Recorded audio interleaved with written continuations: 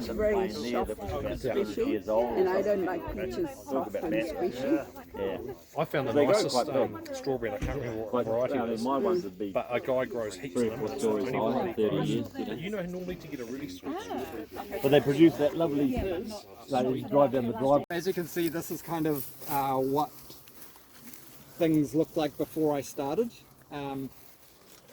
It was mainly gorse and blackberry, and a lot of it has been just basically me manually cutting this stuff out and trying to maintain it over the last 3 or 4 years. So a lot of work. Can you run us through that, like how, what's your process of getting rid of this and keeping that out of here? Is it weed eating and just chopping, slashing, and then just weed eating? Yeah, so basically if you look at the gorse, they're almost like trees, right? So they're quite thick. So the first thing I do is basically with a pole saw, and I'll go through and I'll basically chop them at the base and take down all of the thicker branches first. I'll then pull them out and I'll actually put them through the chipper and I'll chip them down, and then I'll get a brush cutter with a bladed brush cutter, and I'll just go through and basically level it as much as I possibly can. At that point it's about then trying to keep the weeds from growing up through. So if I'm not starting to plant straight away with a support species like Tithonia or something that's going to take up that light and drown out anything underneath, then I will use things like black weed mat to basically put over the top and just make sure that nothing grows through until I'm ready to plant in that space. And then it's ground prep, so then it's things like what additives am I going to put in. I generally put in things like horse manure. I'll put in different types of fungi, like mycelium. Mycelium, thank you. So I'll put in things like that, and then basically prep the ground, plant by plants, and then mulch over the top. And do you find that you're buying much now that you have all of this nursery? Pretty much I'm now just using what I've got to replicate and basically plant out. So I don't need to buy a lot of stuff. It's only if I don't have something that I like the sound of or want to experiment with. But to be honest, every time I spend money on things that I like the sound of, they die because they don't live in this area. There's a reason you haven't seen them around the neighbourhood. Yeah, exactly right. So, you know, and some of the plants out there are ridiculously priced. You know, people are saying things for like $200 for one tropical fruit that you buy and it dies 2 weeks later. So yeah, I don't spend that kind of money anymore.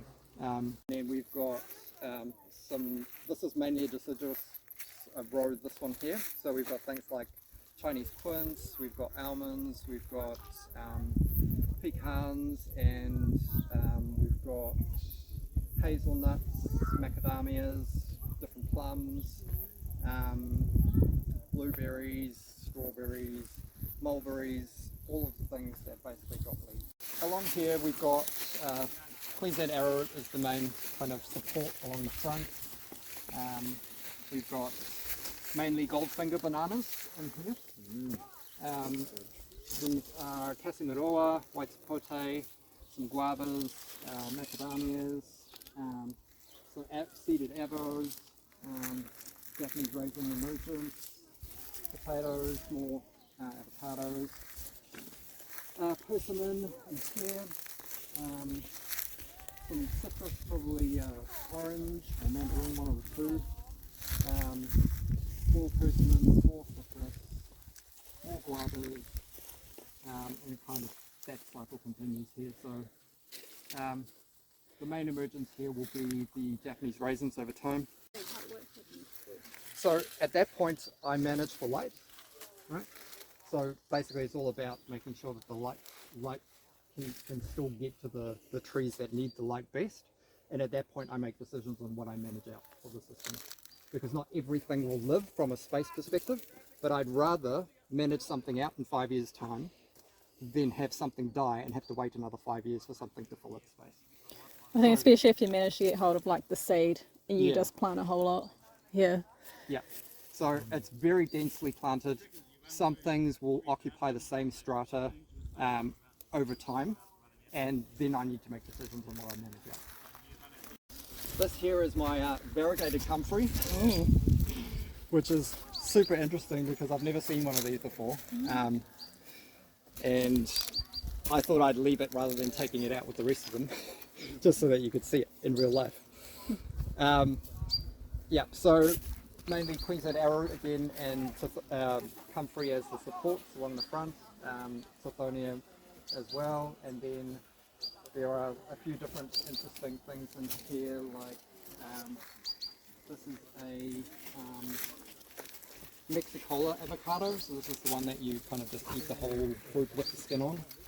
Black avocado skin. Mostly, well actually all of these bananas are Goldfingers in these rows. Mountain papayas, mulberries, this is the pink plum, and then the pink mulberries in here. Yeah, again, Japanese raisins and citrus. Lots of potatoes planted underneath all of the bananas, and that's so that I can stack the biomass on top and just have the potatoes keep basically pushing through the biomass layers, and then it just makes it really easy to get in there and just harvest. I know that there's a lot of experimenting going on in Brazil, and a lot of the findings are that it's much easier to work up and down a slope. Again, I haven't experienced that myself, but I definitely will be soon, so I'll let you know. To be continued.